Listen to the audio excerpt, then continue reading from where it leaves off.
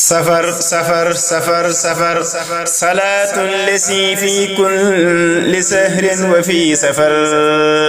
amani ala mahi ma al habsa wa safar. kii nag di leen wéy di ñaan ngeen di abonné ci suñu site bi di senevision.com te bu leen fàttee di bës cloche bi mooy tax mu leen di man di signaler bépp vidéo boo xam ne dugal nañ ko ci site bi ngir ngeen man di topp suñu programme. dama ñëwoon tey comme ni ko taalibe yëpp di ñaane comme ni ko taalibe yëpp di defee ñëw tallal suma loxo suñu yaakaar ki fi toogal Serigne Touba Khadimou Rassoul mu di Cheikh Mountakha ma xamal ko it ne bëgg nañu ci liggéey bi mu def bëgg nañu ci ni mu téye réew mi bëgg nañu ci ni mu nu taawoo ku ne xam na ne dañu nekk ci période Covid 19 ñu jël ñaar fukki junniy masque ak juróom jébbal ko sëriñ bi ngir ànd ak moom ci liggéey bi nga xam ne ñu ngi koy def ngir màggalu Touba ren ji. waaw mais am na tuuti loo bind gëñ nga bind tey waaye li nga bind ci sëriñ bi tey dina bëggoon nga jukkil ni ci ñaari jukki rek. alors li ma bind tey jërëjëf li ma bind tey ci Serigne Mountakha ma ne c'est le visage de la résilience et de la relance économique dañu toll ci jamono joo xam ne ñu ngi wax waxu relance économique ma ne bu ñuy waxtaanee rek dëgg ki relancer économie Sénégal tey ki nga xam ne bi nit ñi toog di xeltu moom mu ngi ci action mooy Serigne Mountakha ndax Serigne Mountakha bi nit ñi di xool ban yoon la ñu war a jaar bi nit ñi jàqee ci Covid 19 dafa jóg le 7 septembre mu ne Magal Touba danoon ko organiser Magal Touba ku ne xam na ne ñaari téeméeri milliards ak juróom ñoo ciy génn 250 ñaari téeméer ak juróom fukk ci ay milliards moom lay générer Magal bu nekk kon loolu déjà départ la ci économie bu nërmeelu woon moom xam na ne njabootam li ci ëpp ci informel bi la ñu nekk président ci waxtaanam dafa wax ne 98% de notre économie repose sur l'informel ma dellu ci mbind mi ne ko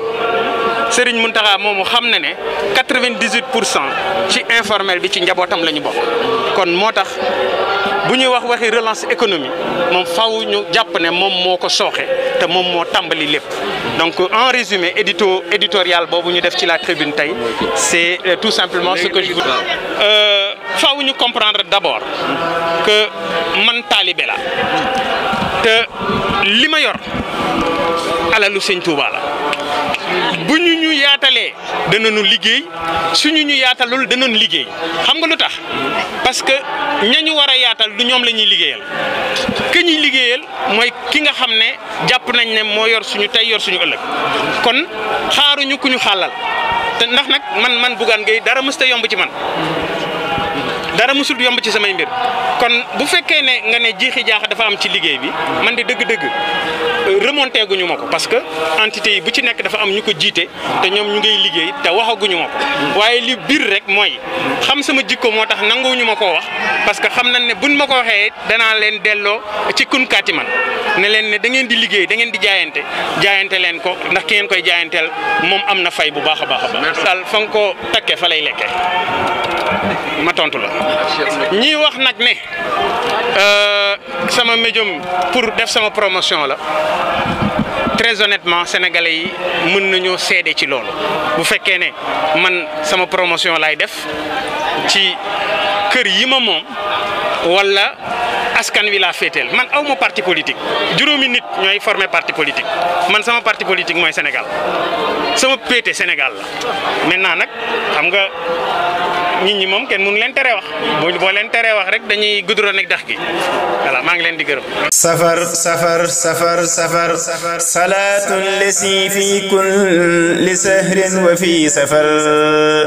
amani ala mahi ma al habsa wa safar. kii nag di leen wéy di ñaan ngeen di abonné ci suñu site bi di senevision.com te bu leen fàttee di bës cloche bi